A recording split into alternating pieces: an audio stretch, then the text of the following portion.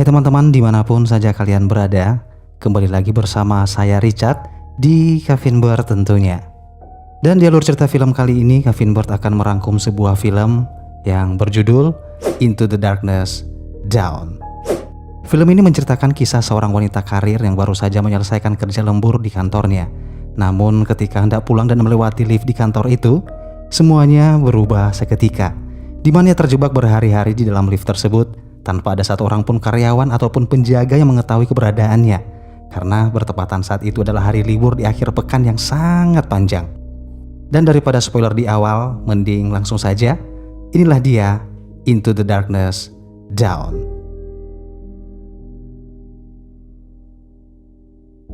Suatu malam di sebuah ruangan perkantoran, ada seorang wanita bernama Jennifer yang masih bekerja lembur hingga larut malam.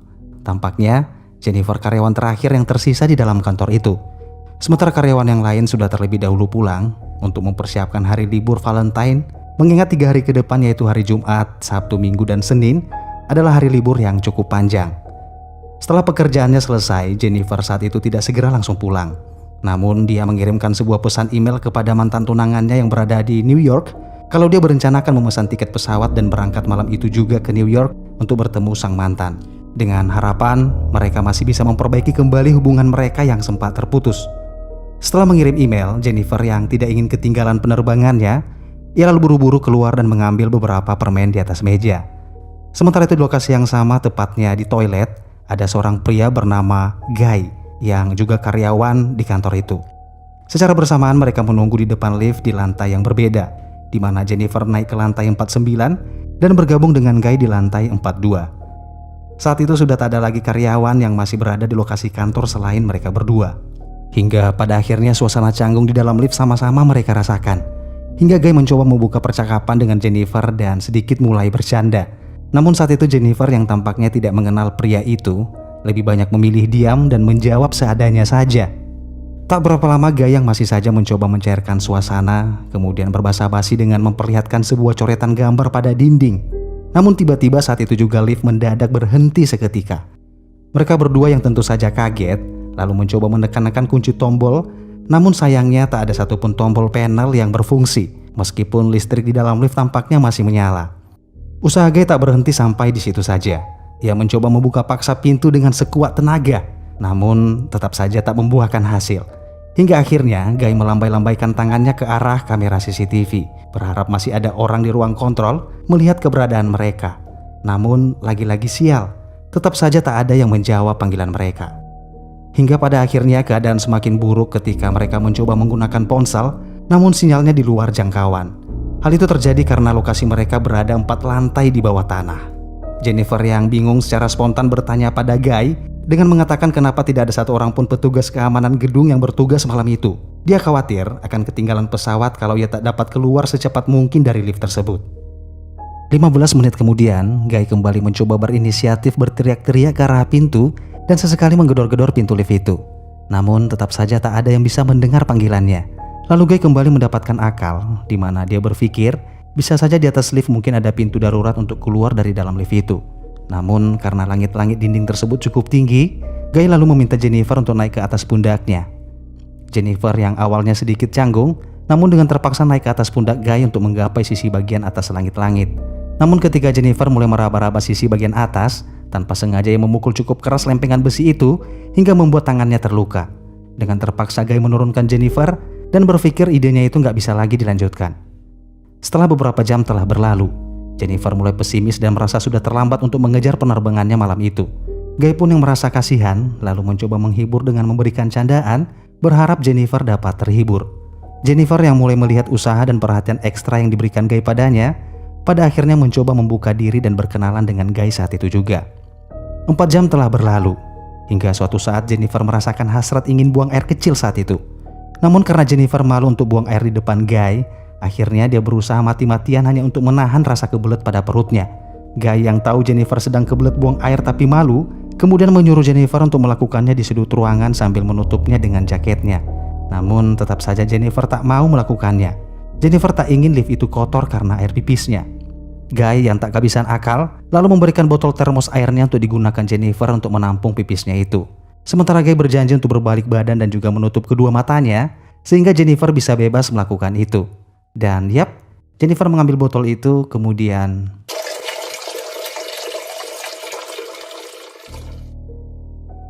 beberapa saat kemudian Jennifer yang sudah mulai akrab dengan Guy lalu memberanikan diri memilih pembicaraan tentang hal-hal yang menjurus ke topik percintaan. Jennifer mengatakan kepada Guy dengan bertanya, di manakah tempat paling kotor yang pernah Guy lakukan selama hidupnya.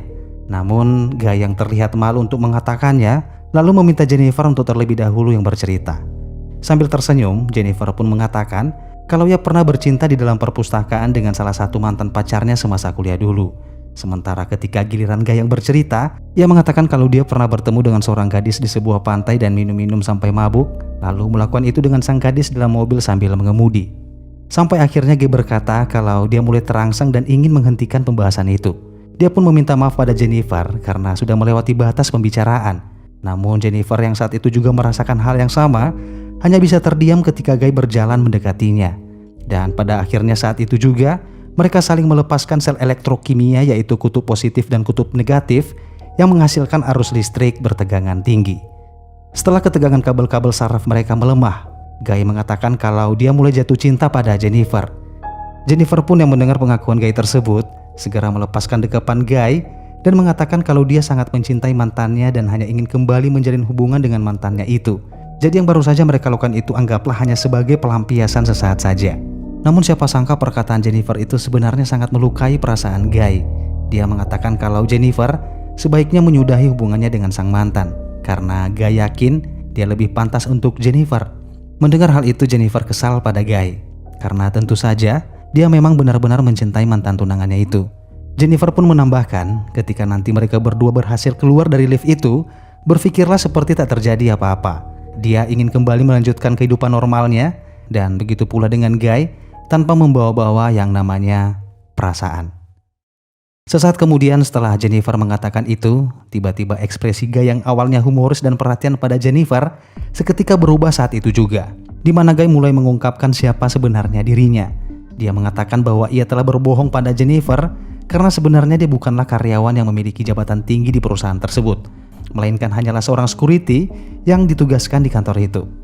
Beberapa saat kemudian Guy mengeluarkan ponselnya dan menunjukkan hasil rekaman CCTV di saat Jennifer beraktivitas setiap hari, bahkan ketika Jennifer menunggu di depan lift saat pulang kantor. Jennifer yang mendengar hal itu seketika kaget, seakan-akan tak percaya pengakuan dari pria tersebut. Pria itu lalu melanjutkan dengan mengatakan, dia sebenarnya sudah lama bekerja di kantor itu, namun tak ada seorang pun yang peduli padanya hanya karena status sosialnya yang dianggap hanyalah seorang security. Guy tak habis pikir, bagaimana Jennifer bisa mencintai dan ingin kembali pada mantannya. Padahal Guy lah yang lebih mengenal Jennifer seutuhnya. Guy lalu mengatakan kalau kejadian terjebak di lift itu bukanlah sesuatu yang kebetulan, namun itu adalah sesuatu yang sudah lama ia rencanakan. Guy kemudian mengeluarkan kunci lift dan menunjukkannya dengan membuka pintu yang sengaja ia blokir.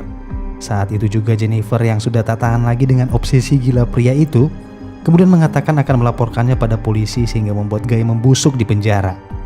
Setelah mengatakan itu, Jennifer mencoba merebut kunci itu dari genggaman Guy dan terjadilah pertikaian di antara mereka. Namun ketika Jennifer merebut kunci itu, tanpa sengaja ia merusak panel tombol pada lift tersebut dan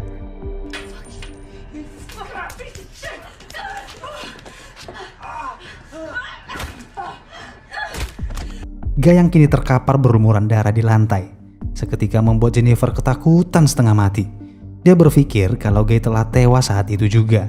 Dia mendekatinya dan mencoba memeriksa kondisi Guy. Namun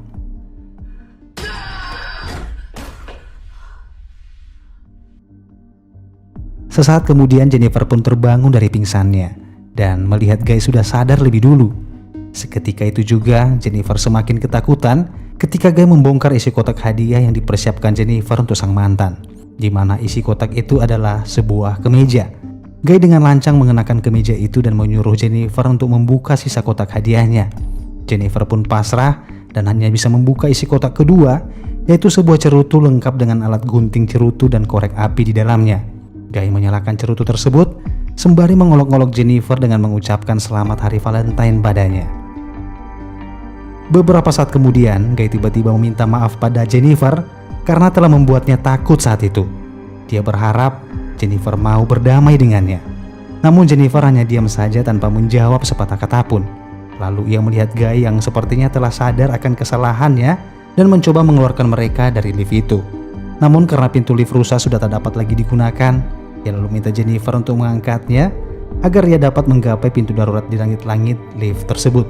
Namun menurut Jennifer akan lebih mudah jika Guy saja yang memberinya dorongan, karena ia tak cukup kuat untuk mengangkatnya. Lalu Jennifer naik ke pundak Guy dan berhasil keluar dari lift itu. Setelah itu Guy lalu memberitahu pada Jennifer di mana posisi tangga dan letak pintu keluar darurat itu berada. Setelah mengetahui denah pintu keluar, Jennifer kemudian mengarahkan jari tengahnya pada Guy, seakan-akan mengolok-ngolok Guy yang telah tertipu, dan seketika membuatnya sangat marah dan kesal akan kebodohannya itu. Ia lalu mengikat dua potong pakaian menjadi satu, kemudian dia lemparkan ke lubang pintu langit-langit tersebut. Dan ia pun berhasil naik mengejar Jennifer yang masih berusaha bergerak menuju pintu darurat.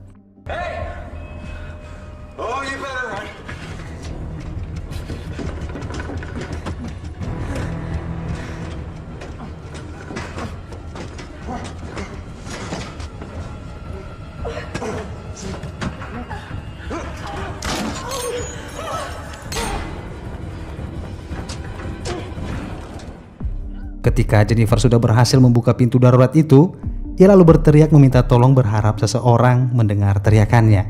Namun tiba-tiba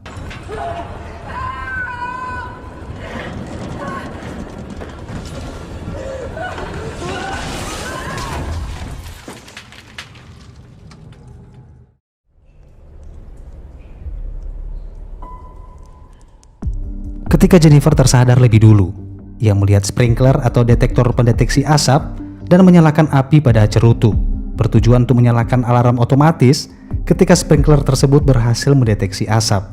Namun sayang, usahanya itu tak berhasil karena asap yang dihasilkan oleh cerutu tidak terlalu banyak. Jennifer pun lalu mencoba membakar kertas untuk menghasilkan asap yang lebih banyak lagi. Namun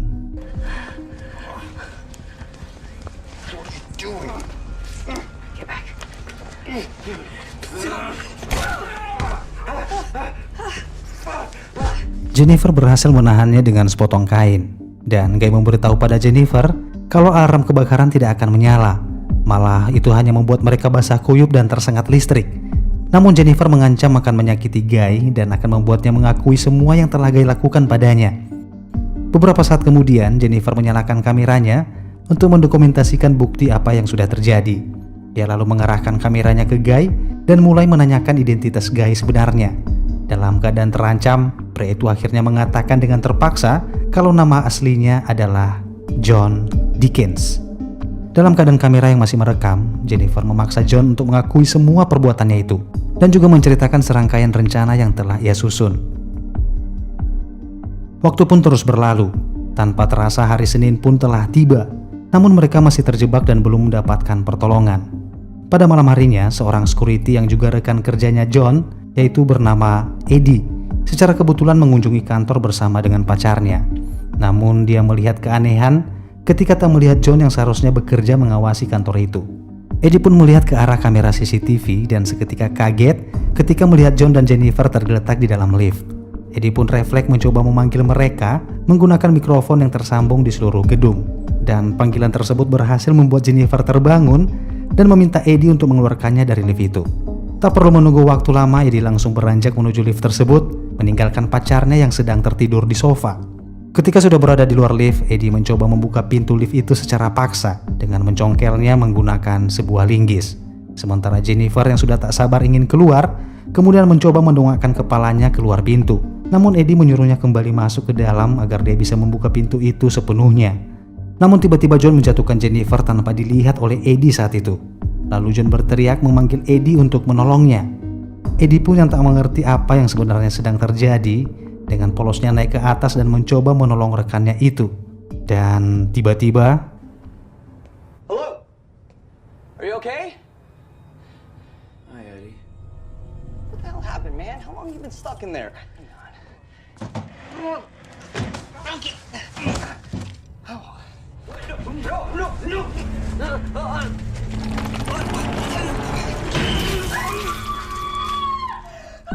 John lalu membawa Jennifer ke mobilnya dan memasukkannya ke dalam bagasi. Setelah itu John kembali ke gedung dan membuang tubuh Eddie beserta dengan pakaiannya.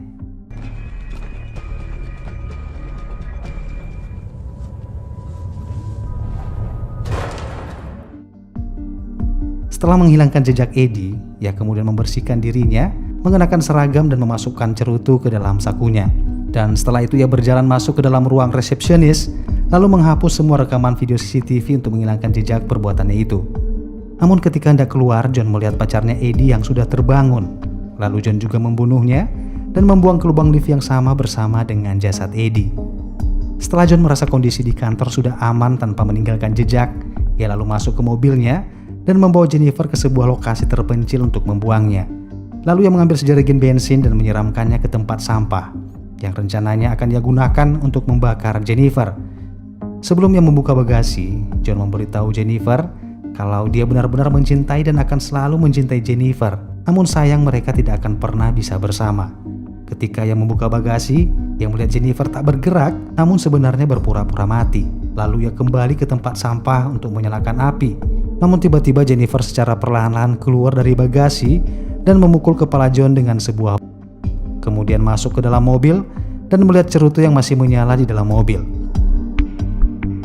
Jennifer memundurkan mobil tersebut dan menabrakkan tubuh John dengan keras yang membuat John terpental masuk ke dalam bak sampah yang sudah basah oleh bensin.